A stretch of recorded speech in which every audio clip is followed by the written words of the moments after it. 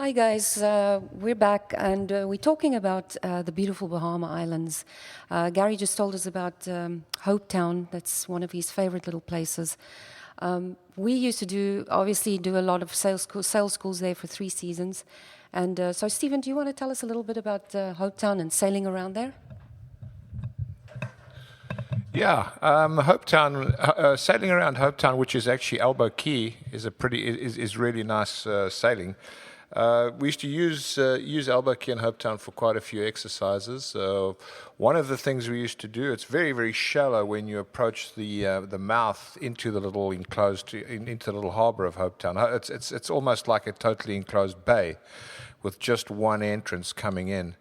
And when you come in, it's the only place that we could really teach transits, which are two poles or 2 marks on the land that you get one above the other, so that you know you're coming in on a straight line.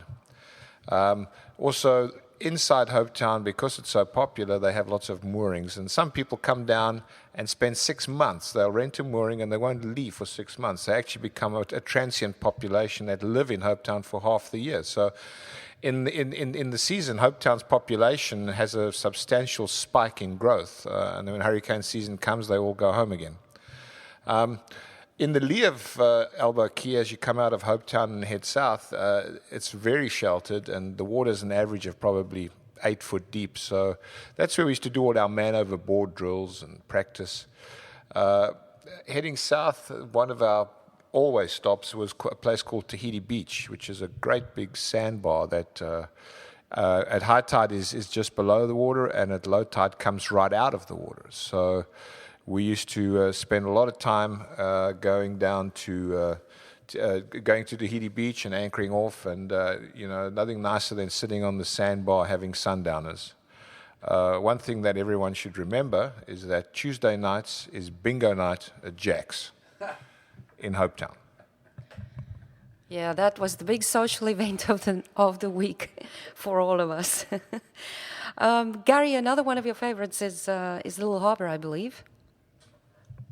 Yeah, I love Little Harbour. It's I think it's about 20 miles south of Hopetown, and it's got an interesting story behind it. Back in the 1950s, this professor, Randolph Johnston, was an art professor at a New England college, and he decided he wanted to go live on a tropical island. So he bought an old rotting schooner in 1951. He had no idea how to sail.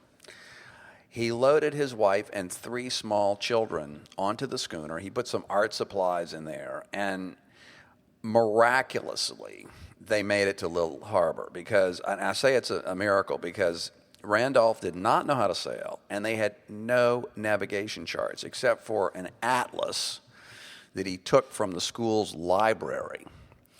So, and then when they arrived in the Abacos, the schooner started sinking because it was just one of these old rotten boats, and they had to find a place to live. And there was a big cave there in Little Harbour, so they ran the schooner up on the beach and moved into the cave for 2 years. The Johnstons then set up an art studio and a bronze casting studio, where they created award-winning bronze statues and art pieces. And they also squatted on the land here. And under Bahamian law, if you live on a piece of crown land for 7 years, you can then apply for a title. And they were successful in gaining title to this beautiful harbor and beachfront property. And I don't know how many acres they got, but they got a bunch, and the descendants are still there. They're financially very well off because they sold off some of the land, and now they're running an art gallery and an establishment called Pete's Pub. Stephen, you like Pete's Pub, don't you? You want to talk about that for a minute? Yeah, Pete's Pub is Pete Johnson is the current Johnson that lives there. He's also the artist. And it's called Pete's Pub, another famous, another favorite of ours. Most of our navigation in the Abaco is not waypoints, but bars. So Pete's Pub was our southernmost waypoint / bar. And Pete's Pub, Pete Johnson has a couple of moorings out, which were, they were drums with car tires around them and a bit of cement in them. They were really weird mooring balls. And you'd pick up the mooring ball and then you'd go ashore to Pete's Pub and you'd pay the bar. He had a couple of Bahamian ladies who used to be the bartenders there. And what you'd do is you would pay for your mooring ball there. And but of course, if you'd try to drink as much as possible and be as nice as possible and see if you could get your mooring ball for free. Another interesting thing about Pete's Pub is the entrance is pretty shallow, so we always used to hit it at high tide. I quite enjoy sitting and watching guys coming in at low tide because generally they seem to stop and then they sit there until the tide comes and they float off the sand again and get in. But interesting place and also good internet down there, believe it or not. But interesting place and probably a place that you should absolutely see if you're in the Abaco.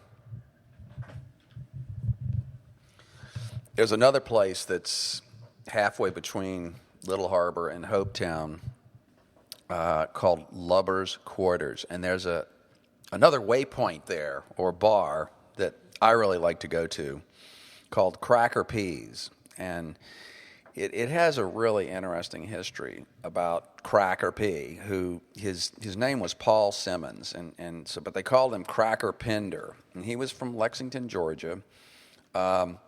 He was born in 1879. He was a veteran of the Spanish-American War, and his bayonet from then is still there in the bar. But in 1915, an unfortunate incident occurred. The family duck was terrorizing the neighborhood, and it caused a fight between Cracker and a sheriff named Hickory Cartwright. So in the ensuing fist fight, Cracker shot and killed the sheriff, becoming a wanted man. So he made his escape to Florida, where he got a schooner to Abaco, and he got off the schooner.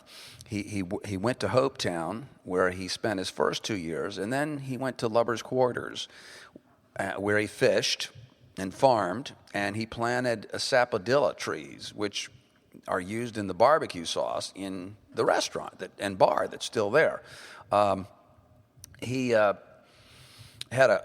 his cooking fire that he started on the day he arrived burned continuously for like 40 years until he left in 1954. So, and Cracker had a very limited wardrobe, i.e., he didn't wear any clothes, and so he was the first naked person many of the locals had ever seen, and he used to go into town once a month for supplies. There are a few pictures of Cracker there in the bar, and it's really a great bar to go to. I was there once when a big seaplane landed and brought some executives from Miami over for lunch. Anyway, we're going to have to take a short break, and we're going to come back and tell you about some other great places in the Abacos, including the story of how they almost seceded from the Bahamas and became a libertarian country, which is one of the only places where this almost happened in the world. So this is Gary Fretz, and you're listening to Yachts, the Perfect Escape Vehicle, on the Overseas Radio Network.